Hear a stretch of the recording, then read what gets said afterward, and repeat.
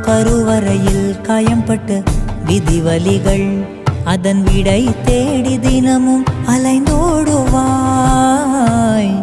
கண்கள் காணா எதிரியை தேடி அலைந்தால் நீ உன்னை நீயே தொலைத்து மனம் வாடுவாய். பாவங்களை எல்லாம் அந்த கங்கை கொண்டு போகும். குற்ற உணர்வாலே மனம் இன்னும் கொஞ்சம் வேகும். இன்று உன்னை அணிகின்ற புத்தம் புது மாலை ஒரு நாளைக்குள் வாடிவிடும். நடப்பதை யார் அறிவார்?